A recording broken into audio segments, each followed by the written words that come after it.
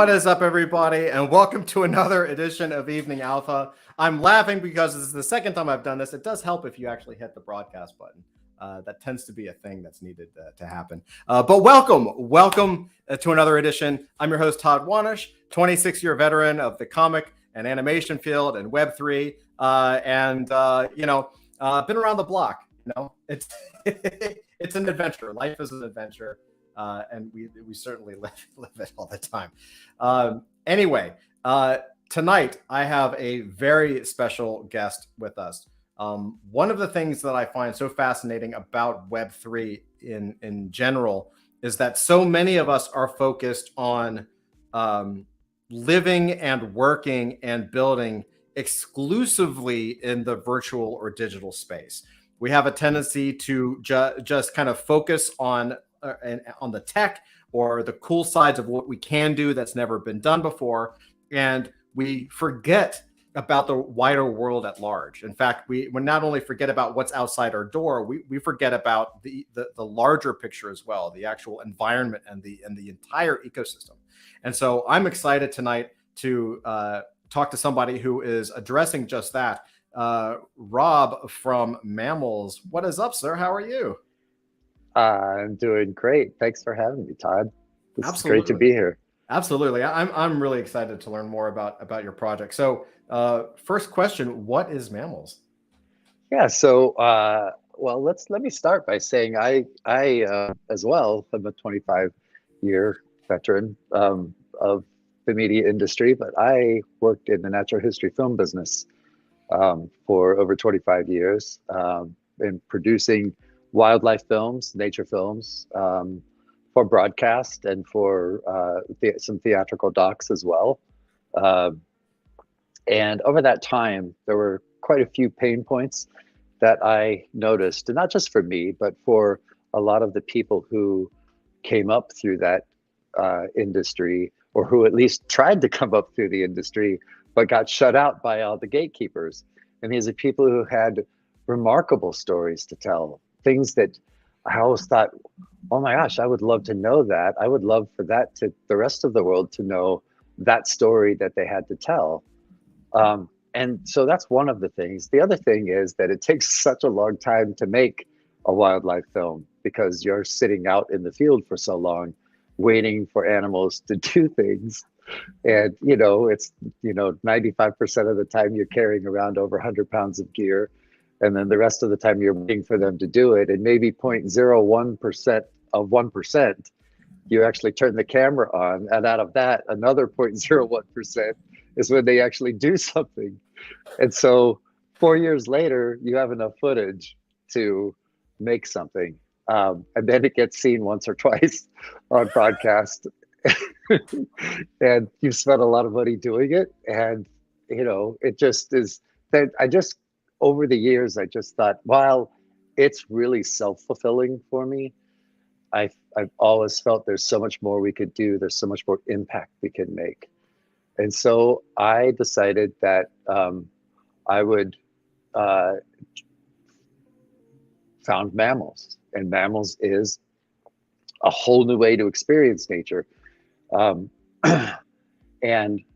the crux of it is that we co-produce with creators all over the world live experiences in nature. So this isn't something that is produced ahead of time. The story and the craft of being able to set the live stream up and all of that, that's all crafted ahead of time. But what happens out in the field, what happens when you're underwater off the coast of Australia, or you're on safari in Africa, or you're on a rock wall climbing up, all of that is real time. And real time with people, just like on Twitch, that you can interact with that person and ask them questions, and sometimes even direct. We've had people who are on safari in Africa who say, okay, we're at this fork in the road now. We had elephants that way. We don't know what's that way, so which way should we go? And everybody's like, go right, go where we don't know what's there, because we've already seen elephants. And so they turn the safari vehicle and off they go. And people have this remarkable experience like they're on safari with somebody. And so when Web3 came around, I got really excited because the whole part of what I was trying to do was get rid of the gatekeepers, was to get the cameras, you know, including just your phone. You could live stream from a phone now. Yeah. And get that into the hands of people who can tell stories and give them opportunity, decentralize this entire thing, bring the community in to allow them to have a voice in what content gets made. And we just go on and on with this in terms of how we build this in this Web3 environment that becomes much more interactive, much more community driven. And then of course, you know, there's just so many more tools now to be able to provide for creators to actually make a living doing this. Because that's the big thing, you know, in the end run. I don't want to ask anybody to do it for free, just to be say it's your passion, and therefore go do it. Even though they will, you know, that's the thing that, and it always breaks my heart too, because I know people love it so much that they will do it. But I don't want to see that happen anymore. I want people to be able to make a living doing it. That is, you kind of just hit the switch on me, because that's one of the number one drivers in my entire life. One of my big, I mean, you mentioned gatekeepers in your industry, and I mean, we both come from a background of television and broadcast, and so we could talk, that could be a whole show by itself. In fact, we might touch on that, because I think gatekeeping is one of the reasons why so many people gravitate towards Web3 and blockchain, and just the ability to be truly self-sovereign or independent, and be able to kind of guide your own destiny and grow a support network of people that really get you and understand what you're trying to do and want to take part of it. And I think the other thing that's so interesting is, you know, one of my big pet peeves, because I come from a fine art, you know, not just broadcast, but a fine art background as well. And one of my big pet peeves is I've had the opportunity to work with some very culturally significant fine artists, right? As well as pop culture and things like that. And, you know, you get to know them, or you meet them for the first time, and they're in interviews, and there's always that obligatory question of like, well, how do you, for the young up and coming artist today, what would you tell them? You know, what's the advice you could give to them? And the classic one for artists, and it goes over to broadcast and everything else, is the old follow your passion, focus on your craft. The good will always rise to the top. It'll get discovered. You focus on your work and let other people worry about getting you out into the world. And the reality is, it's a load of shit. Excuse my French, but it's a complete crock. Oh, it is. Right. And it angers me because, or I shouldn't say it angers me. It's a frustrating feeling, because that's not how they came up. Most of these people, to their credit, worked their butts off, and made the right connections and networked in the right way, and learned about business and learned about marketing for themselves. Right. And moved themselves into a place where they had enough investors, whether it's traditional venture capital or dealers and collectors who fund the work, right, to make the thing happen. And I'm always baffled, like, why can't you just be true? Why don't you just tell them the truth? I mean, now there might be a part of it that's not what people want to hear, right? The truth is a little harder than just like, oh, just follow your dreams. You know, it's true, but I mean, you need to, at some point in time, you know, to be successful, you have to embrace the reality of what the market is. You know, all along, I mean, the thing is, especially for what I do, I mean, you know, it's viewed as a very romantic career. And, you know, oh, you're a wildlife filmmaker. Wow, that's amazing. You have to be around wildlife all the time. Well, yeah, but it's also like a pretty cutthroat business too. yeah. And, And, and that's also the idea of, camera people being cutthroat with each other, even though you're friends. It's like you want that same job and you're competing for that same job. So you might undercut somebody on a line item that gives you the job more than somebody else. And it's just like, oh God, it's just, and here at the end of the day, it's the same thing in the entirety of my filmmaking career. The human drama is always the issue that's going on here. Right. Animals just do what they do. They're just out there trying to make a living, doing their thing, surviving like animals survive. And here we are messing it all up. Yeah. And it goes in the same thing, even when there are people who have the same, drive to help the animals, they're still competing with each other. And it just, at some point in time, we have to look at this as more of how can we as people collaborate with each other rather than compete? And how do we, I do what I do best, and I don't need to do everything, Yeah. For everybody. Mm-hmm. I love the Web3 world that's emerging now because there's so many communities that I feel like can do those things that I can't. Mm-hmm. And now we can collaborate with them. Yeah, I think that's really important. And I think it's such an interesting thing, especially because I think from, to your point, where people see from the outside in and they see the results. So they see the dream, right? They don't see the, like you said, sort of the nitty gritty, the actual reality, how the sausage is made. Insert analogy here of outside looking in rose colored glasses. But, it's interesting that it doesn't matter what field you're in, that this occurs. And it's also interesting that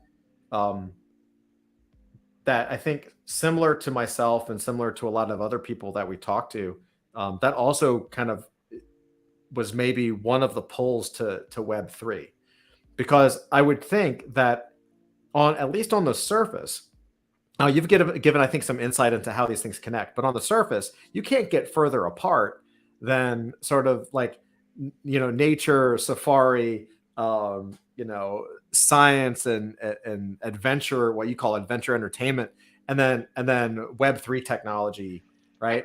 It's like, it's almost like a head fake. Like, wait, what? Like, all right, right? It totally is, and that's really funny too, because here's the deal though. It's way easier to go from the Web3 community to nature than it is to go from the nature community to Web3. Yes. Like way easier. Way easier. Yeah.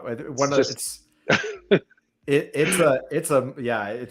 so many people do not understand it, or are afraid of the technology, or are misinformed about the technology, or, it's really remarkable how, and I mean, I'm old enough to remember AOL and, Right. the beginning of all of this, basically. And it was the same thing. It was the Right. same thing. Why do we need the internet? We have cassette tapes. Why do I need to listen to music? Oh. I have, Yes. Oh man, like just the same attitude. And I've told people before, like I specifically remember having very similar conversations, in New York City around 2008, 2010, when the financial crisis started to kind of hit in the city. A lot of the people who became out of work from the world of finance went in and said, well, screw it, I'll just launch my own company. So that kind of started to bounce the startup field inside of New York City, right? Whereas a lot of the founders were financial people. And it was a very similar type of attitude. Does that make sense? It was a very similar type of thing. It's the fear was there, like, oh, well, why do we need so many startups? Right? Oh, don't you know all these startups? I mean, that's horrible for the environment. Why do you need several? Why do you need to have a server? Do you need a website? And now you don't even think about it. It's not even a question. Nobody talks about it. Yep. It is so true. I remember there were so many people when I first got into the film business. There were so many people who were veterans in the business, and they were still shooting Super 16 film. Mm-hmm. And then when HD came around, it's like, well, you can't shoot Super 16 anymore. So many of them left the business. And it was just so bizarre to me. It's like, well, it's just another camera. That's all it is. And they're like, no, it's an art form. I can't do it. I'm like, okay, well, I'm sorry to see you go, but you know, life moves on. And Sony's sitting there saying, do you think we're going to give you a choice? You're right. And that's the crux of it, is tech just moves on. And I have always been somebody to just embrace it. I love it. I love the idea that we can tell stories in new ways, and we have new tools to see animals. I mean, look at the things that have happened when you see the way that animals have been filmed over the last 15 years, just because of, you know, the proliferation of camera technology. It's remarkable. And the high speed images that we see, the thermal images, all these things that we could never do before. And we see animals in a different way, and it presents it in a whole different light now. And now we can do live, which is even cooler. And, you know, and now we're going to be able to interact with people who are there out in the field. And so it just builds itself, you know, on top of it. For me, the thing that I'm just super excited about is that, yes, the creators are going to have so many great tools. Their experience is going to be really cool. But what makes me really excited is how we can craft the experience for the users, the audience members. And that's where like the metaverse comes in, creating multiverse experiences. I have visions of like, imagine like having we have a NFT project that we'll be releasing soon, but the idea behind that is that it eventually goes into 3D avatars, and that's your persona as you are in the metaverse. And so you jump into a world that's like you know, this sort of big, almost like Mad Max type dome that you go into, and yet all around you is like this guy Alex on safari in Africa, you know, with lions and elephants and all this stuff, and having the adventure of a lifetime. And you're sitting in there with all these other people from the metaverse, you know, as your avatar, and then we just have all types of ways of gamifying that and creating an opportunity for people to interact with each other that they couldn't do before. So I've got a big question for you. Yeah. So as someone who, and so a little bit of context, because of my background in animation, I don't know if other animators do this. I can't speak for everybody, but I went very deep into psychology and human behavior and studying. Everyone has to study the human form and motion and volume, and it's a lot of different skill sets. But I've always been interested in the human psychology aspect and the behavioral aspect. And so I'm curious, as someone who has such a deep such deep experience doing, you know, participant observation out in the field, right? With different, you know, animals and cultures and societies. How do you see, what are the comparisons or differences that you see inside of the Web3 or NFT market at large, specifically because it's so new? Does that make sense? Like, I'm wondering, outside looking in, if you're looking at it from a participant observer perspective, like, what do you see that are similar or different inside of both of these groups?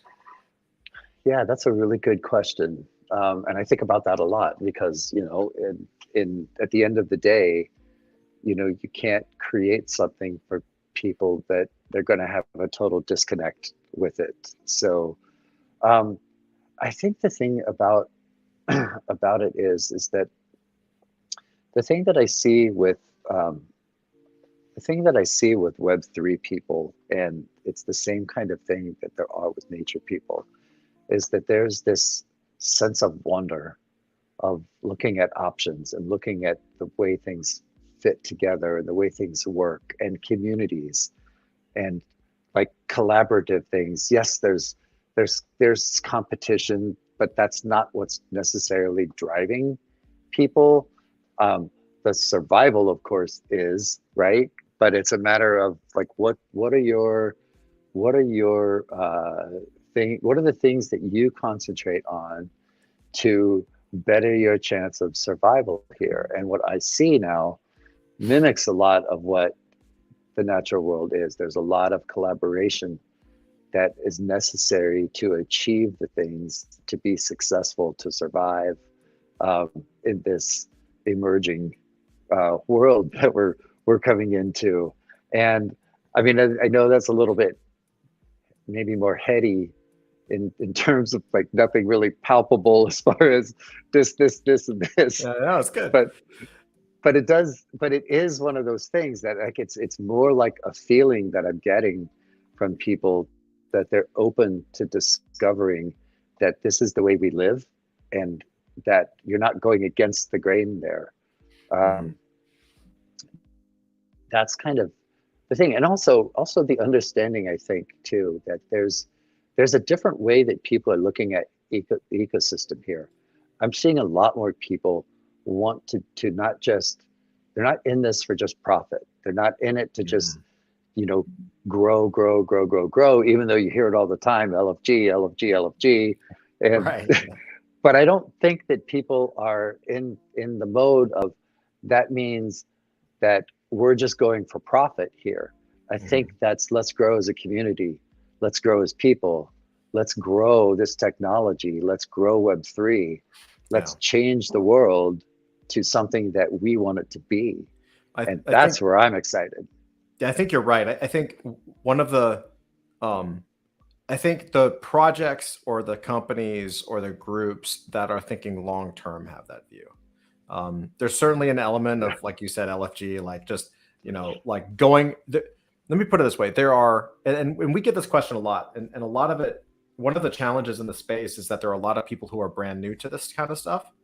And I don't mean brand new to Web3. I mean brand new to collecting or to being a part of a community, or, you know, because people come with their own experiences in their own lives. So if you have a finance background and you come into Web3, you have a completely different view on what Web3 is than if you came from a storytelling background or a wildlife background. It's just a different way to see the same thing.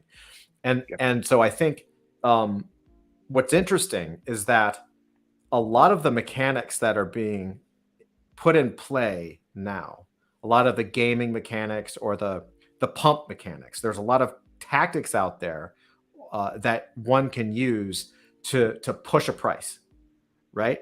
But by the very nature of doing that, you're actually creating a very short-lived project. It is not sustain. There is no sustainability in that, unless you're going to attempt to find the next thing to pump the price when that thing dies off, when that thing stops working, right? You can only inject the thing so much before the injection runs dry, and then you have to go get another thing and stab it and do it again.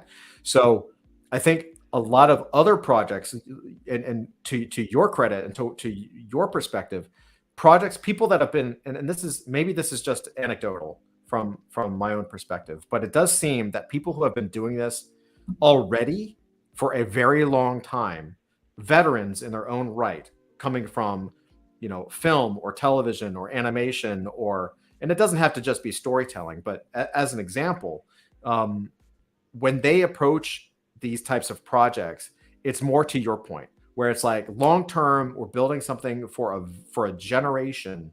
So it's mostly, the most important thing to do is get the foundation correct, bring the people in, build the experience of it, and then grow from there, right? And I find that fascinating.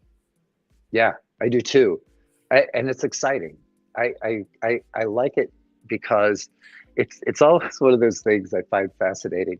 It's like you know, when you, after you've been around for a while, right, you've you've seen these projects come and go, and it's not just in Web3, but even in the whole film business. And before that, I started out as a wildlife biologist, and it's just people have these visions, they have these motivations, they have their intentions, whatever it may be, and they're people who are in it for a quick gain, and or a lot of people I know who they had one story to tell. That's it. Yeah. They just had one story. It's like, I don't know who has said everybody's got a story to tell, or everybody's got a novel in them. Everybody's got a film in them. It's really true that there are some people who just have one story, and that's it. And they come in and they make a big splash, and then they're gone. And I find that right now with Web3, all these people who are like, let's make a quick buck because this is new technology, this is brand new, and look what we can do. And you know what? I actually, even though sometimes they make me sick to my stomach, I still think that they've been absolutely necessary to show what's possible. Yeah. Like, that's one of the things that I've seen, like NFTs, for example, like the idea that NFTs would even have value, and the debate, I think it's a healthy debate to have. Why would you even buy that? I can just go get a JPEG of it. Well, no, you really can't. It doesn't mean the same thing. And it's just, these are healthy debates to have, but I don't think you can have them unless you have those other people who are just like in it for the quick buck, right? And pushing this thing. And so yeah.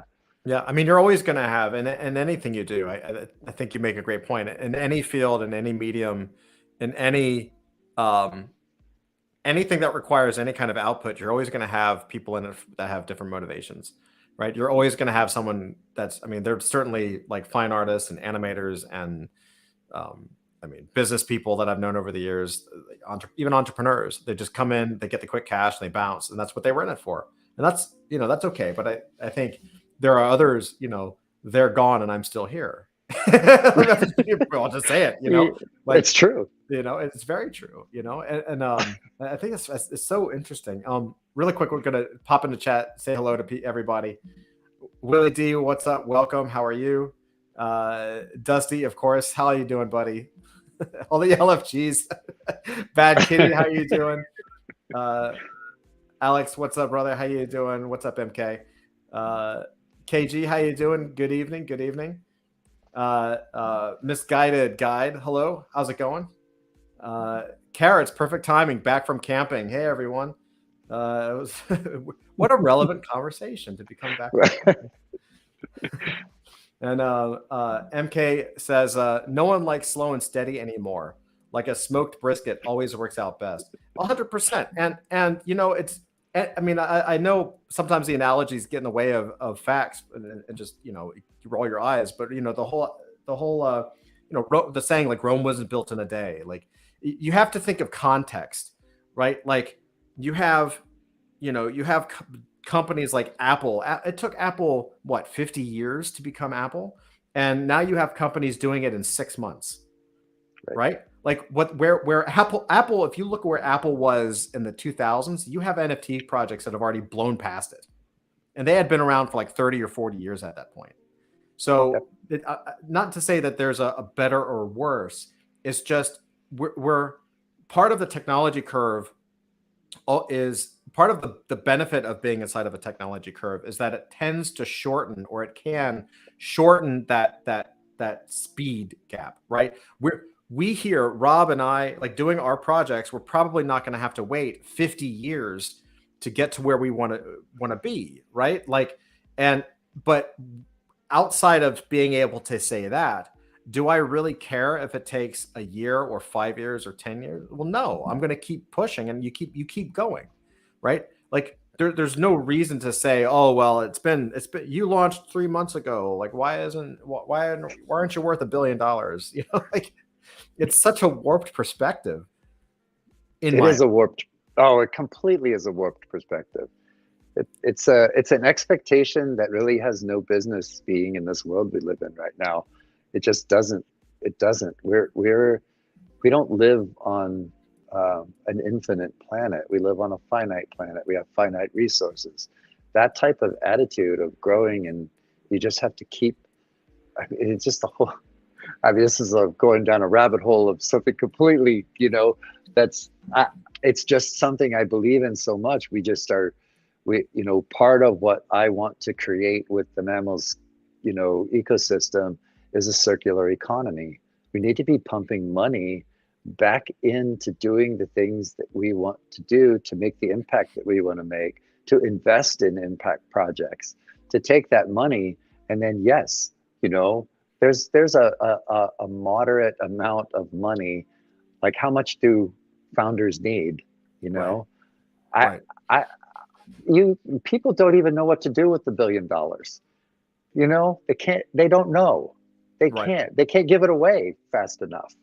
And the fact that we have all these issues on this planet right now, and not just in the wildlife realm, but you name it. I mean, I'm in San Diego and there's homeless people all over the place. Right. And, and it's just like, we have the ability to solve issues, but we're not thinking about things in the right way. We're stuck in a do loop, in this sort of American dream that we're living in that is, sort of predefined for us as what the American dream is. And to me, I feel like this emergence of Web3 is allowing us to start to redefine these things and what importance we place on the certain things that mean things to us. Yeah, I think that makes a lot of sense. And I also believe that it's such a special thing too, to say, hey, we're doing this online digital Web3 cutting edge thing, but really at the end of the day, we're just guiding your eyes back to nature and to what really matters in the world. Right. Yeah, And that's exactly it. I think are there a lot of experiential projects out there like this? I haven't seen too many. So no, there aren't. yeah. which is very hard to get funded. Well, there's two things, we pounded the pavement for venture capital. And it's really funny in that realm because, well, it's funny. I say it's funny now. It wasn't funny when it was happening, but we went after it, and we got, high level meetings, and we were, in with the best of them. And at the end of the day, it's nature. And the first thing that a venture capitalist thinks about nature is, oh, that's nice. And Right. if they say, oh, that's nice, you're probably screwed. Yeah, right. Right. It's sort of looking at it as, oh, well, isn't that mostly a nonprofit venture? And I turn around and say, well, think about it like this. Discovery was the very first broadcast station to broadcast wildlife films. Right. This Discovery now owns Warner Brothers. So, that's not a nonprofit venture. Right. At one time, Animal Planet was enormous, huge. It even outsold Discovery. It's just because people love this kind of thing, Yeah. So it's very difficult. It's very difficult to get that type of traction, which is why I think that we're just going directly to people. Before we even started in on the Web3 thing, we ran a WeFunder campaign, and we were successful doing that. Go to the community. People get it. People love it. This is the thing. And I also think it goes to the heart of Web3. It's a harder path in some respects, not all respects. But it certainly has its pluses and minuses. But at the end of the day, I think it certainly holds true to the core values of what Web3 is, for what it's worth. Right? I mean, you still have to eat, but it's of course. I was like, well, I'm starving, but at least I have those Web3 values. Yeah. But I mean, it is funny too, because I'm glad you said that. I really am glad you said that, because it just brings up there's so much of the utopia speak in Web3. Just the like, oh God, it's just sometimes it's so maddening to me, and I just want to say, take a chill pill. Reality is real. Like we're not just gonna like wish this thing to happen here, and it's gonna require a lot of freaking hard work. Yeah. And it's just by us saying it, and yeah, being on Twitter Spaces is awesome, but just by being on Twitter Spaces does not mean that you're going to be successful. There's so many things that go into it. Yeah. And part of that is, are you in it for the long haul? Yep. Like, what are you building? What are you making? What impact are you having? And it doesn't have to be like impact as in the terms of, impacting the environment or anything like that. It's just like, are you building in Web3 that's going to give Web3 the ability to keep building? Right. There's all kinds of impact to make, all kinds of things, and we need them all. We need it all. In order for it to be successful, for me, I'm so damn excited about this space because it feels like there's so much potential for people. And I'm just thinking, God, if I was coming out of college right now, my head would be spinning right now with all the things that you could think about to do. Yeah. I mean, none of that was even remotely there. I mean, it's science fiction books. It was, right. Exactly. That's what I tell people too. I'll tell you about that in a minute, but I want to, Willie D and MK Kronos have a good comment. So MK says, Apple, several years and several failures. Right. That's exactly right. So true. They did a lot of, everyone remembers Next, and Steve Jobs even left and came back. And I mean, all kinds of stuff. Willie D says, I see you can volunteer to be a project contributor for Mammalz. Is there a core team of contributors, or is it all community members dependent on volunteers? I love this question. So at the stage we're at, we do rely on some volunteering, but that's not the mantra here. Like, I don't believe in anybody doing anything without getting paid. So, when we're at a stage that, well, even now, I mean, we, within our Discord, we figured out, well, we don't want people to just be doing things for free. So we have it's called Seeds, and it's this little monetary thing that we do in Discord where you can earn seeds for like doing a bounty, completing a bounty on something, and whatever that may be, whether it's like share out on Twitter or help us on social media, that kind of thing. And people do it, and then they get a certain amount of seeds, and then we have a little market in there that people can win artwork or other types of things, or they end up getting a NFT, whatever it might be. That's just at the beginning stage of it.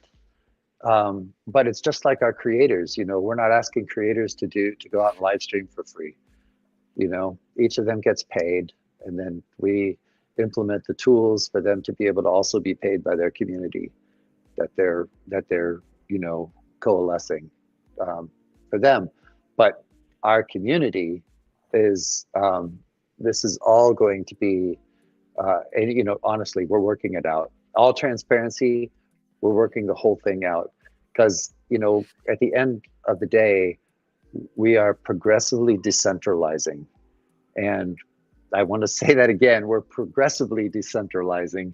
We are not totally decentralized, because it's very difficult to be totally decentralized legally right now.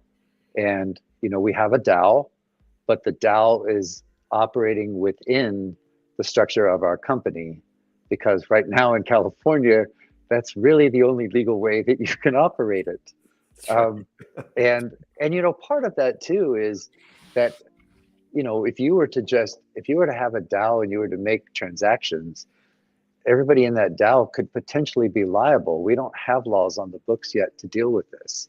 So having it within our corporation means that our corporation is that wall to help with the legal part of it, and that protects people who are in the DAO as well. So that's the way we're working it right now. But I mean, to answer the question, it is everything anybody does for Mammalz in the very near future here will be 100% paid. We're not going to make our success off the backs of volunteers. I think that's a fantastic point. Not just the paid versus volunteers aspect, but the idea that, well, just being the transparent part about saying, look, we're working on this, right? This is something that we do as well with Adult Fantasy, because we have, we are same process, slowly decentralizing. Anyone that says they have it locked and they have it figured out is, in my opinion, lying to you, because it doesn't exist yet, and to do this the right way is going to take time. And so and in fact, the complete truth is I fully expect most companies to have release information about a DAO or about some kind of reward system, legally binding, so that people get paid. And it's going to be multiple revisions and multiple pivots within that, at least in the legal framework, to figure it out, because no one has done this before, and no one has done it before at scale, and no one has done it before at scale for an extended period of time. It doesn't exist. So you have to understand. And this is one of those things that I think my personal challenge sometimes is, I understand this, but that's also because I'm behind the scenes and I'm working on this stuff all day and night. And, you have people that launch projects and they're like, we're fractionalizing a DAO and we're going to have stake and burn and earn, and you're going to get a token, and for every token you give us, you're going to get 15 tokens back or whatever. And it takes 30 seconds to look at it, and you're like, well, that's not going to happen. Like that is clearly, that's either a scam or it's illegal, or it will be illegal soon, right? It might be legal right now, but you're just getting flagged in a database somewhere. You know what I mean? Like and it's very difficult. There is a challenge there, especially when you're building a long-term project. And please tell me, I'm so curious as to if you feel the same way. There is a challenge because you have that Web3 NFT pressure of like now. 1 week in Web3 is like 3 months or 6 months in the real world, So there's this pressure of like getting everything done all at once, yesterday, today, versus knowing that you have to take this stuff step at a time, because you want to do right by yourself, your company, your employees, and your community, especially if there's a component of your project that, or company, or whatever you want to call it, that hopefully has members of those community becoming contractors or royalty participants, or whatever terminology that you're using in a legal way. You have to it's incumbent upon you to protect everybody. And it's a 100%. big challenge. It's a big challenge when there's like 50% of it is known, in terms of there's legal contracts for incorporation, there's legal contracts for consultants and contractors and employees. Like, hey, we can do that all night and day. And then the minute you move out into something like, it's like dropping into the abyss. All of a sudden it's just black and you can't see anything. And you're like, I think that you call lawyers and like, we don't know. Everyone's like, well, I think, and maybe, and hopefully. It's very challenging, right? It's unbelievably challenging. It's emotionally challenging too, because you're so excited about building this and growing, and the community's excited, and you're doing this great work. And you get brought back to reality a lot. And the reality of this world that we're emerging into is moving a lot faster than this rest of the world that you're embedded in, more than you are in this world that's moving fast. You're still way more embedded in this world than you are in that world. And just an analogy I could give, and it's actually quite funny. You know, the idea of, are we going to be able to bring government into this mix where they're going to be able to get together and come up with some type of legal structure where it makes it a DAO is a legal organization? And you know, Wyoming is the first to have done it, but Right. but still, even though you're not really a DAO, you're an LLC. You're not a DAO, right? And so they've just made it so that it's like, it's sort of like it's like the greenwashing type of thing, you know. It's not totally it's not totally a DAO, but it's close enough right now for us with what we can do. But then there's California, right? So we incorporated in the state of Delaware because Delaware was the only place that you can incorporate as a public benefit corporation.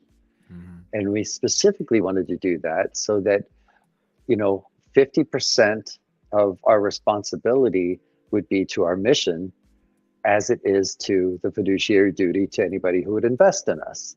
And so we wanted that legal structure to say, this is it. Well, California doesn't recognize that, which is interesting because you would think California, being the progressive state that it is, would do that.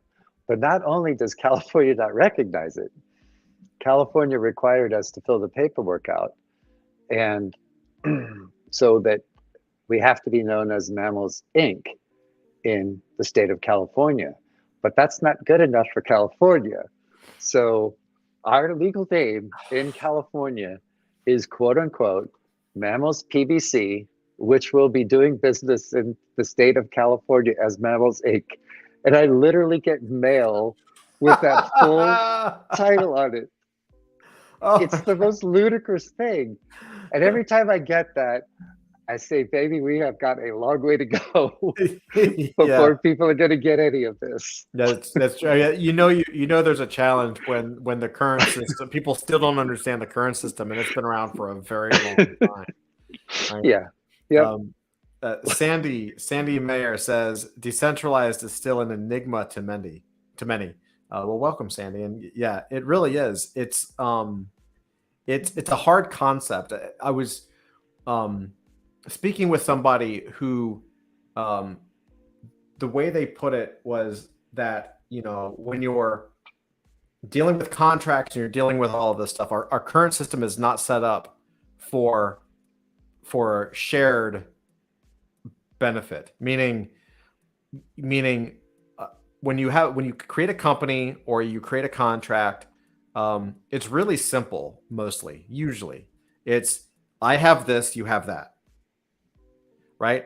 There really isn't a structure to say, well, I have this, but out of this, I'm also going to share some with you and you and you and you and you and you and you and you and you and however many people you have. That actually breaks kind of and you can kind of imagine, you can kind of see why, because you're creating part of the way that the reason the legal system works the way it does, whatever, is that anytime you create something, anytime you write something down as an affirmative, you're actually creating a loophole for somebody to walk through. There is no way for you to create a perfectly, in my opinion anyway, something that is so watertight, locked down that somebody else can't find a way to either modify, change, or adapt or kind of work around, right? There are contracts do a good job of trying to not have that happen, which is, you know, really all a contract is creating trust and an obligation between two parties. But when you're writing a contract, anything that's not said, right, can be a loophole. And so when you're trying to create something like a DAO, or you're talking about, hey, we're just going to have this community and we're going to launch a product and we'll just split the revenue and do all that. you're creating massive potential for problems against existing law, right? Because existing I'll give you an example, like third-party processors like PayPal, like these companies that process cash, Stripe. One of the challenges that you have as a business when you're working with these companies is they always default to you doing something illegal. And they have to, because they don't want to get sued. So anytime you do something even remotely out of the norm, if you were to do a campaign with PayPal right now and it went gangbusters, I promise you they will freeze your account. 100%. They will freeze it. You will not get the money. You may never get the money, right? Wow. And they will not, and they'll just tell you that they don't know if you're a real business, because there are people who've used it for embezzling. There are people who use it for all these nefarious purposes, right? Sure. And so that is the same, that financial aspect is it led to the invention of Web3, right? As does the loopholes that come up into contracts and trying to formulate all these things will lead to whatever the Web3 legal component is. We just don't have it yet, right? And so it's a very difficult thing to figure out, like how do we build this? Right. I agree. I agree, and I think that's the responsibility of founders, co-founders, to ensure that their community is protected. And that's, I think, a very important thing. I've got my eye on, we're after completing a mission. We have something that we want to do for the world, and this is a lifetime for me. This isn't something that I'm not going to retire from this. I'm not going to be like, I've been 25 years doing it, and this is the next iteration of what it is. Who knows what's going to happen, 20 years from now? It might be something completely different. Yeah. I mean, we might have implants that, allows us to, have like a 5,000 millimeter lens in our eye. Who knows? I'm laughing because I've said verbatim almost the same thing. I said, it's so easy. When we started Adult Fantasy, I said, well, I'm doing this for the rest of my career because I don't plan to retire. Why retire from doing something you love? And I said, and part of my initial talking, pitches or just talking about the project was like, yeah, I'm going to do this for the, as long as I can, easily the next 25 to 30 years. And people, oh, how do you know you can't do that? Oh, you don't know. And I'm like, no, I do, because I've already done it for 25 plus years. Like, I know exactly what it takes to do it for 25 years because I've done it for 25 years. Give me 25 more years and I'll be able to tell you if I could do it for another 50, although I wouldn't be around, another 25 years. It's easy to say, no, I'm going to be doing this for at least another 25, 30 years because I know exactly day by day. I've lived that life. I know exactly what it takes. And Web3 is like the perfect Venn diagram for everything that I've ever done in my life. So why would I not do it? It's just adding one more thing that's really freaking cool. I completely agree. I'm living to 120 years old. So, by that time, who knows? It might be like Web 25. That's right. We'll all be in Elon's neural net, and we'll continue to work on our project. Right.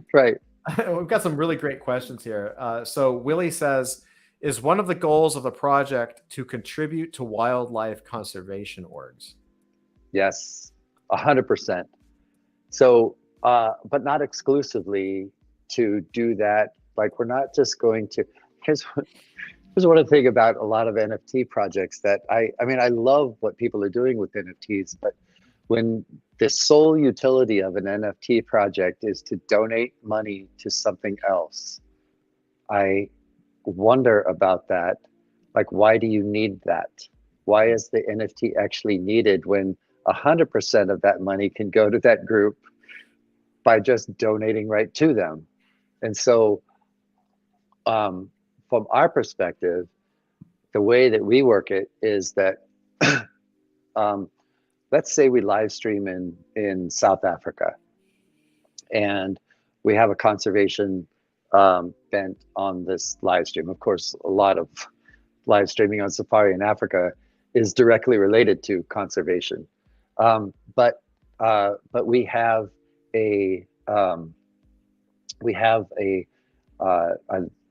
NGO or some boots on the ground organization that's doing conservation work there that doesn't always get the support, like World Wildlife Federation or these places, you know, the multinational corporate conglomerate NGOs around the world that have more money than most corporations have.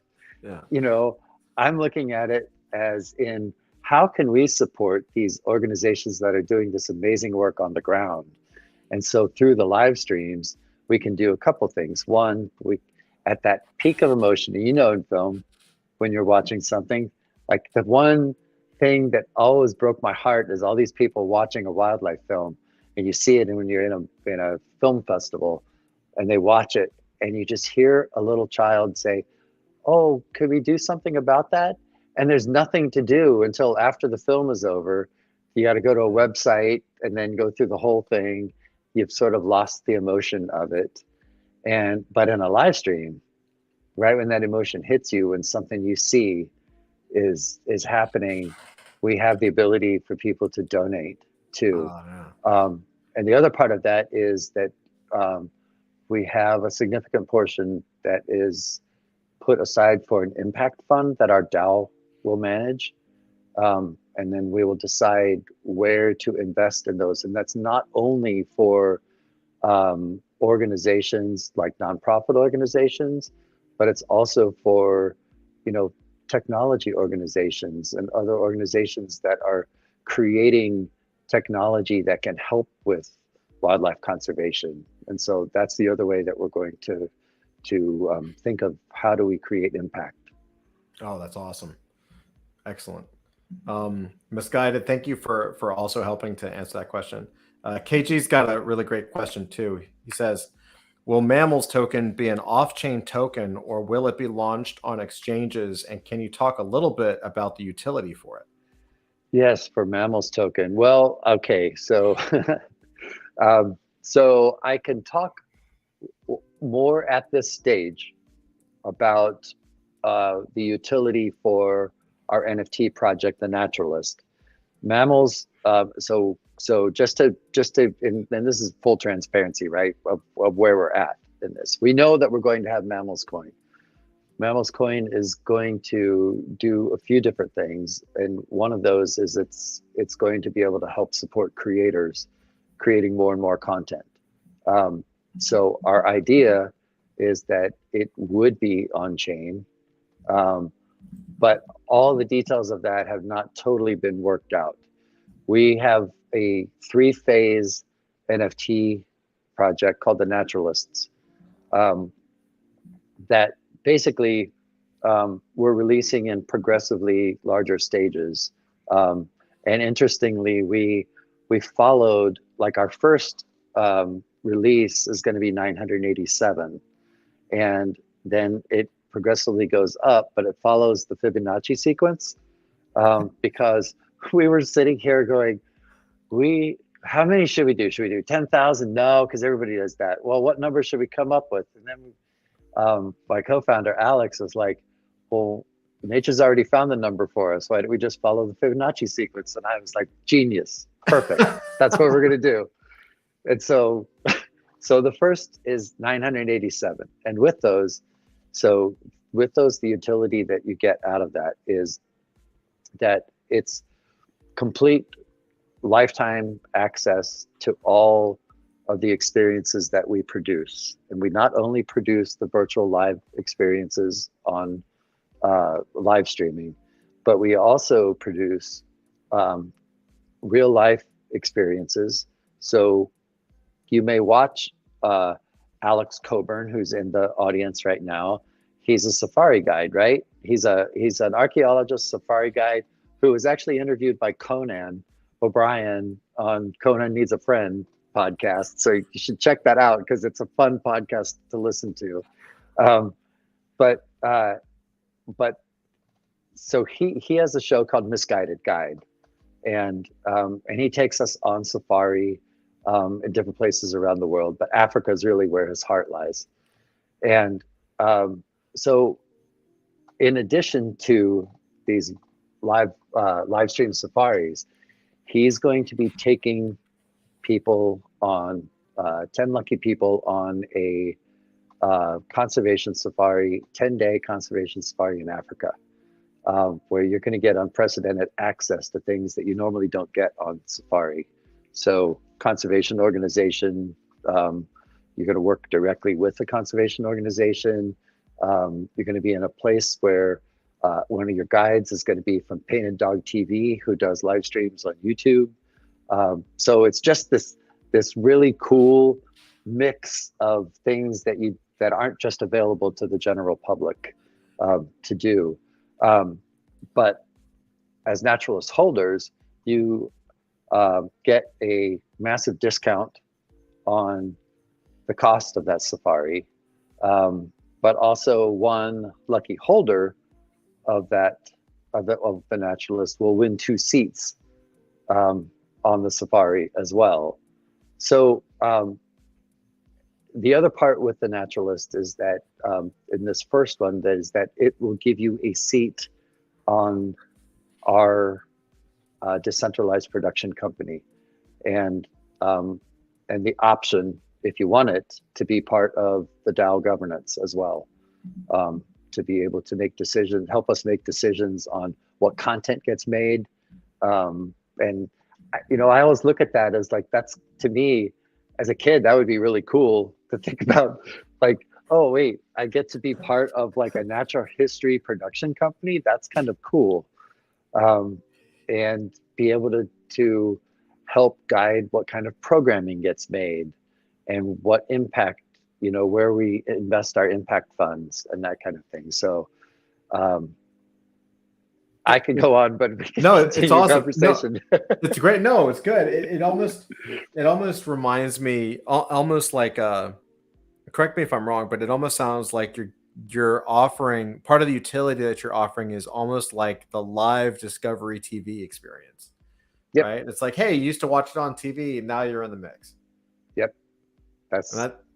Yes. That's really cool. It's a good analogy. I like that. Right? Free, take it. One of the so you were talking earlier about a lot of what happens in your area, like the nature side of things, happens in the world of nonprofits. Mm-hmm. And I'm wondering, I have to imagine, and I say this because in our own market, we're kind of like in the same boat, right? But I have to imagine, though, specifically with you guys, what you're doing is you're rocking a big boat. Like, you really are. Like, regardless of what happens, like, you're kind of throwing a gauntlet out there, because you're doing something that and I'm going to quote other people from my own life here, and my own existence and Twitter and all that. You're doing something that you shouldn't be doing, right? Like, you're not supposed to do this, quote unquote. This isn't the way it's supposed to be. And so I'm wondering what the reaction, if at all, if there has been any, like what, and I can tell by your face that there has been,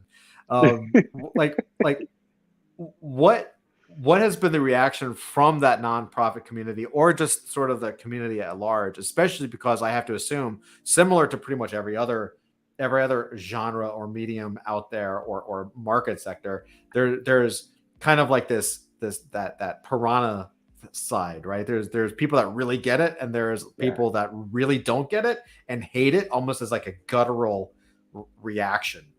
Yes. So what's been your experience with that? Yeah, such a good question. And it kind of goes back to that very first thing I was saying too, about how it's way easier to connect the Web3 community to nature than it is to connect nature to the Web3 community. I mean, the hardest thing in the world is to start describing what we're doing. And I mean, I don't want to say it's even Web3, because the people in the, I mean, I love them dearly, right? I don't mean to be disparaging at all about the nature community, but the honesty of it is, even when we just say live stream, they're like, what's that? What is live streaming? What do you do? And then you show them, then, well, I don't know how to get onto this. I don't know how to chat. I don't know how to do this. I don't know how to do that. It's so different for them because that's not the world they're in, right? Mhm. Because they connect to it already, right? And they're in it. With the Web3 world, I cannot get past the point of them asking, what's an NFT?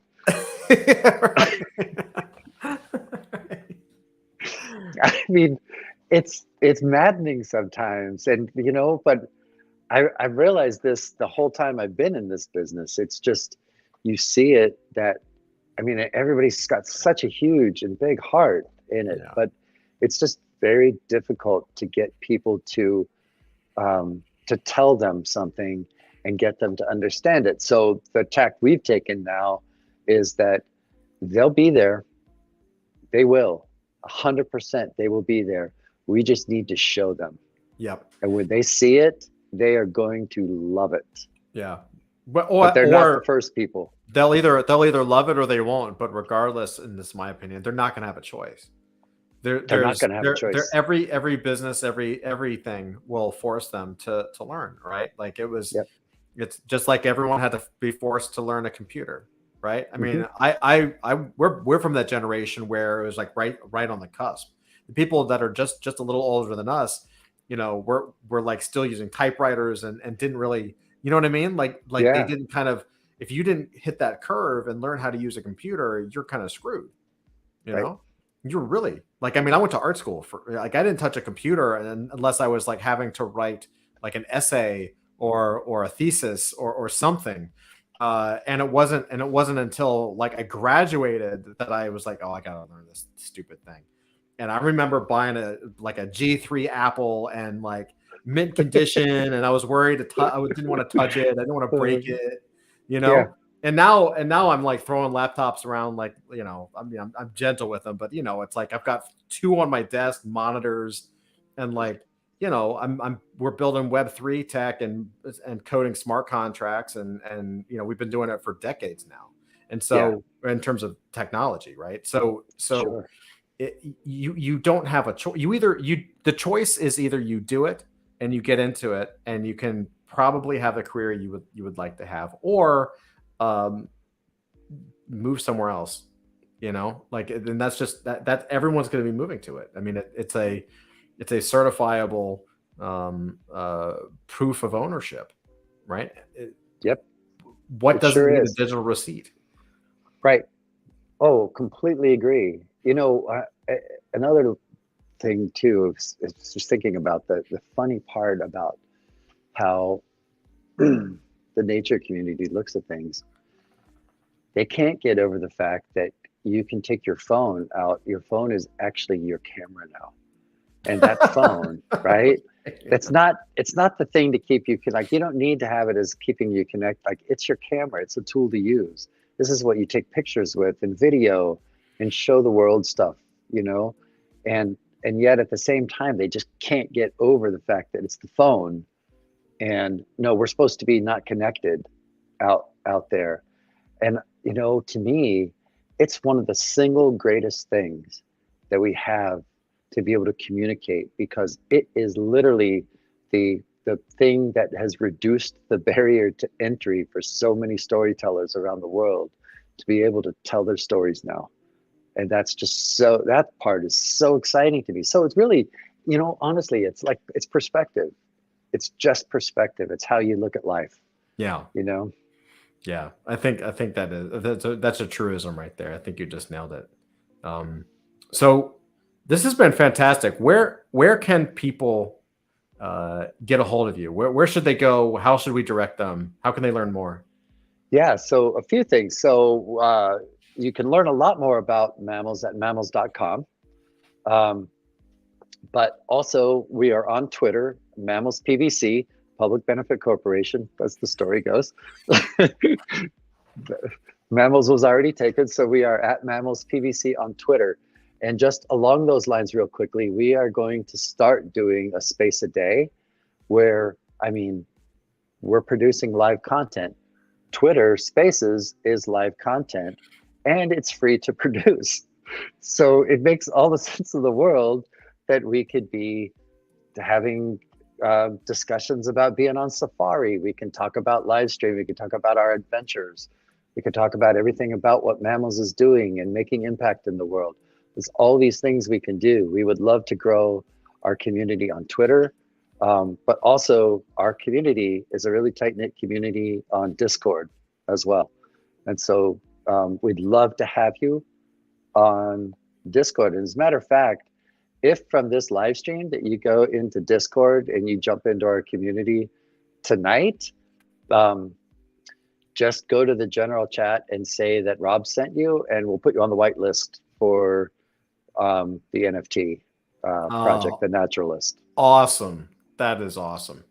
So everybody go over there, go to Mammalz. It's with a Z, mammalz.com. And definitely head over to their Twitter account, and definitely head over to their Discord. Like, hook it up, get on the whitelist. Rob, man, so good to meet you, dude. Oh, it's great to meet you too. This has been such a good conversation. I love it, man. It's so good. Yeah, I feel like I've known you forever. Yeah, well, it's the gray hair, right? You know, we have, right. You know, right. We got the, you know, old, 25 years in doing anything, and I think. Well, we'll talk in just a second. Everybody, thank you guys so much for coming out tonight. I hope you enjoyed this conversation as much as I have. Please, by all means, go check out Mammalz. Again, that's Mammalz with a Z, mammalz.com. It's fantastic.